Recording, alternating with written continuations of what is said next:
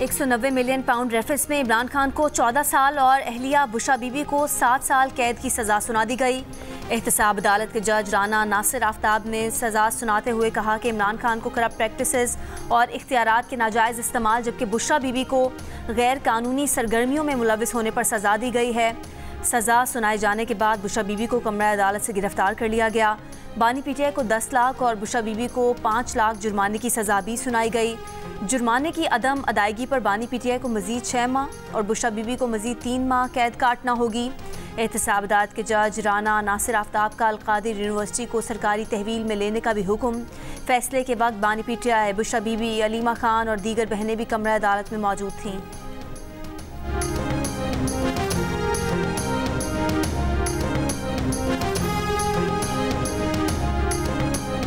बानी PTI Al-Qadir trust case में बदउनवानी और करप्ट प्रैक्टिस के मुर्तकिब पाए गए उन्हें नैब ऑर्डिनेंस 1999 के तहत मुजरिम करार दिया जाता है।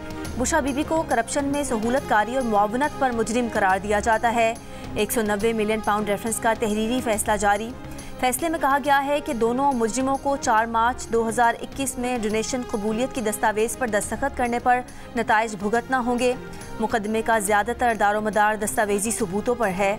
शहादतों के जवाब में मुल्जिमान के वकला दिफा फराहम नहीं कर सके। अल-कादिर ट्रस्ट केस में प्रोसिक्यूशन अपना केस साबित करने में नाकाम हुई।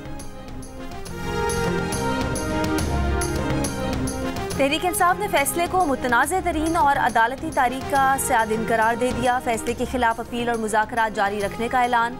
चेयरमैन पीटीआई बैरिस्टर गौहर ने कहा कि फैसले से कोई हैरानी नहीं हुई। मुतनाज़ फैसलों की तारीख में नए बाब का इजाफा किया गया। चंद रोज़ में हाईकोर्ट में अपील करेंगे। इस फैसले के बावजूद मुज़ाकरात जारी रहेंगे। 7 दिन में कमीशन न बना तो मुज़ाकरात रोक देंगे। सेनेटर शिबली फराज ने कहा कि आज एक सादिन है। ऐसे फैसलों के बावजूद बानी पीटीआई और पार्टी साबित कदम रहेगी। अपोजिशन लीडर उमर अयूब ने कहा कि साबिक वज़ीर आज़म को सीरत उन नबी की तालीम देने पर निशाना बनाया गया है।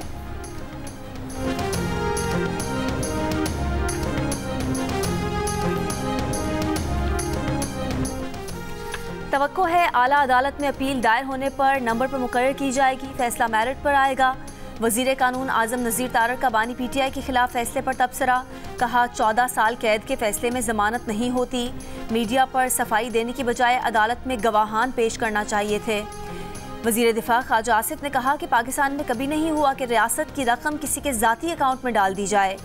पहले फरागोगी पता नहीं कितना पैसा लेकर बाहर निकल गई। चोरी का माल हड़प करने के लिए वारदात हो रही थी। वज़ीर इत्तलात अता तारड़ ने कहा घिनौने जुर्म और करप्शन को मजहब कार्ड के पीछे छुपाया जा रहा है। जो भी कार्ड खेलें डाका साबित हो चुका। बानी पीटीआई अदालत में ठोस शवाहिद पेश करने में नाकाम रहे। रेफरेंस में सज़ा सुनाई गई। सज़ा मेरिट और कानून के मुताबिक है। लाहौर के इलाके टाउनशिप में नून लीग के कारकुनान का जश्न, मिठाई तकसीम की गई।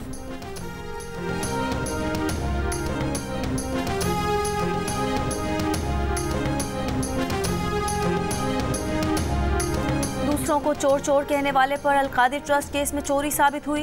ये पहला वज़ीर आज़म है जो चोरी करते हुए रंगे हाथों पकड़ा गया। बानी पीटीआई पहले वज़ीर आज़म है जिन्हें करप्शन पर सज़ा सुनाई गई। अदालती फैसले के बाद स्टॉक मार्केट 1000 पॉइंट ऊपर गई। जब फितना नीचे जाता है कौम ऊपर जाती है। वज़ीर आला पंजाब मरीम नवाज़ का ओकाड़ा यूनिवर्सिटी में तकरीब से खिताब। कहा अदालत ने अल-कादिर यूनिवर्सिटी सरकारी तहवील में दे दी है। अब वो यूनिवर्सिटी उनके पास आ गई है। वहाँ मजहब के साथ दुनिया की तालीम भी दी जाएगी। अब अल-कादिर यूनिवर्सिटी में जादू टोना नहीं सिखाया जाएगा। अल-कादिर यूनिवर्सिटी के तलबा को भी स्कॉलरशिप्स दी जाएंगी। वज़ीर आला पंजाब का इसी साल ओकाड़ा में मेडिकल कॉलेज बनाने और जून में मज़ीद 50 लाख स्कॉलरशिप्स देने का ऐलान। मरीम नवाज़ का स्पेन जाते हुए कश्ती हादसे में पाकिस्तानियों की अमवात पर इजहार अफसोस।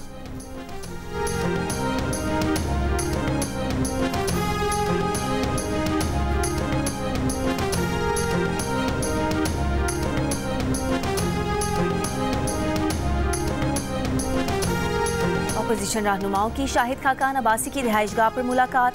मुल्की सियासी सूरत हाल पर तबादला ख्याल। मुलाकात के बाद प्रेस कॉन्फ्रेंस में शाहिद खाकान अब्बासी ने बताया कि महमूद खान अचकज़ई ने आइन की बालादस्ती के लिए मिलकर चलने की दावत दी है। इस पर मुशावरत के बाद जवाब देंगे। महमूद खान अचकज़ई ने बानी पीटीआई को 14 साल सज़ा को बुरी खबर करार दिया। कहा अच्छी खबर ये है कि आइन की बालादस्ती के लिए शाहिद खाकान अब्बासी साथ चलने को तैयार हैं।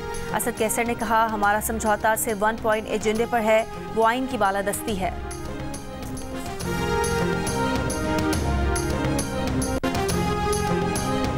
पीटीआई की कोशिश है कि कोई ट्रम्प कार्ड काम कर जाए, मगर पाकिस्तानी अदालतें किसी ट्रम्प कार्ड पर नहीं चलेंगी। वज़ीर इत्तलात सिंध सरजीलिना मेमन ने कहा कि 190 मिलियन पाउंड केस के फैसले ने बता दिया है कि अवाम को बेवकूफ़ बनाने वाला बहरूपिया अपने अंजाम को पहुँच रहा है। दूसरों के लिए गढ़े खोलने वाला खुद रुस्वा हो रहा है। बैनुल अक़वामी फोरम्स पर पीटीआई के सहूलतकार सरगर्म हैं। फ़र्द वाहिद ने रियासत के खिलाफ जंग छेड़ रखी है।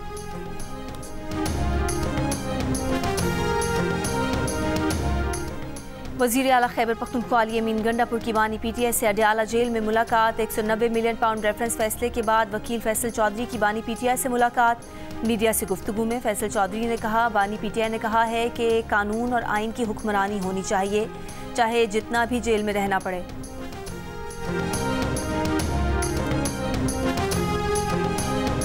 अदालती फैसले में 9 मई के जुर्म पर क्लीन चिट नहीं दी गई है। 9 मई को जुर्म तो हुआ है, मगर सवाल ये है कि ट्रायल कहाँ होगा। 21वीं तरमीम में कहा गया है कि सियासी जमातों के केसेस फौजी अदालतों में नहीं चलेंगे।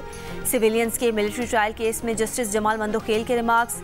वजारत दिफा के वकील ख्वाजा हारिस ने कहा कि सियासी सरगर्मी की भी एक हद होती है। रियासती अमलाक पर हमला करना, रियासत की सिक्योरिटी तोड़ना सियासी सरगर्मी नहीं है। जस्टिस हसन अजहर रिजवी ने कहा कि पहली बार ऐसा हुआ है कि मुख्तलिफ शहरों में एक ही वक्त पर हमले हुए। जुर्म से इनकार नहीं है। ऐसा मवाद तो दिखा सकते हैं कि अंदर घुसकर हमला करने वालों के कारनामे क्या थे, जिस पर ख्वाजा हारिस ने कहा कि सुप्रीम कोर्ट हक़ाइक़ का जायज़ा नहीं ले सकती। जस्टिस जमाल मंदोखेल ने कहा कि पार्लियामेंट सबसे सुप्रीम है। पार्लियामेंट पर हमला हुआ तो मिलिट्री ट्रायल क्यों नहीं हुआ? क्या पार्लियामेंट खुद पर हमले को तौहीन नहीं समझती? जस्टिस हसन अजहर रिजवी ने कहा कि हमला तो सुप्रीम कोर्ट पर भी हुआ था, उसे भी शामिल करें।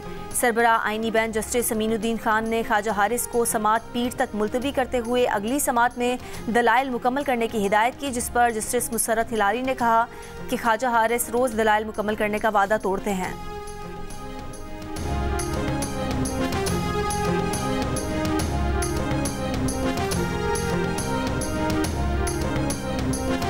ब्रिटानिया से गैर कानूनी तौर पर यूरोप जाने वाले 44 पाकिस्तानी कश्ती हादसे में जाम भाग। 6 गैर मुल्की बाशिंदे भी हलाक, 36 को बचा लिया गया। कायम मकाम पाकिस्तानी सफ़ीर राबिया कसूरी ने जियो न्यूज़ को बताया कि मराकेश हुकूमत ने जाम भाग 10 पाकिस्तानियों के नाम दिए हैं। तस्दीक शवाहिद देख कर ही की जाएगी। 40 पाकिस्तानियों की अमवात की तस्दीक नहीं कर सकते। FIA ने 4 मुल्जिमान के नाम PNI लिस्ट में डाल दिए। मरने वालों में 7 का ताल्लुक गुजरात से था। अहले खाना का इल्ज़ाम है कि नौजवानों को छुरियों और हथौड़ों के वार करके कत्ल किया गया और लाशें समंदर में फेंकी गईं।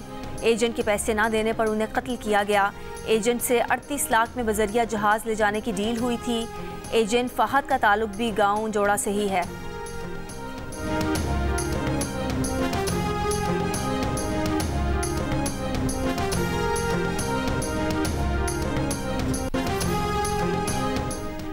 लोअर कुरम के इलाके बगन में खाने पीने का सामान ले जाने वाली गाड़ी के काफिले पर हमले में शहीद एहलकारों की तादाद 2 हो गई।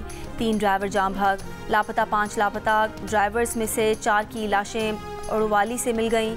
लाशें लोअर कुरम अलीजई अस्पताल पहुंचा दी गईं। हुकाम के मुताबिक सिक्योरिटी फोर्सेस की जवाबी कार्रवाई में 6 दहशतगर्द मारे गए। ताजिर रहनुमाओं का कहना है कि सामान लूट कर 10 ट्रक जला दिए गए। गुज़िश्ता रोज़ टल से 35 ट्रकों का काफिला अपर कुरम के लिए रवाना किया गया था। पाकिस्तान का मकामी सतह पर तैयार करदा पहला सैटेलाइट खला में भेज दिया गया। चीनी मीडिया के मुताबिक सैटेलाइट चीन के जीचुआन सैटेलाइट लॉन्च सेंटर से खला में भेजा गया। स्पार्को ने इलेक्ट्रो ऑप्टिकल 1 सैटेलाइट की तस्वीर जारी कर दी।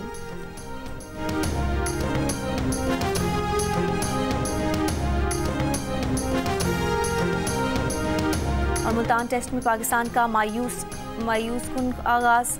4 मुस्तनद बैटर्स 46 रन पर पवेलियन लौट गए।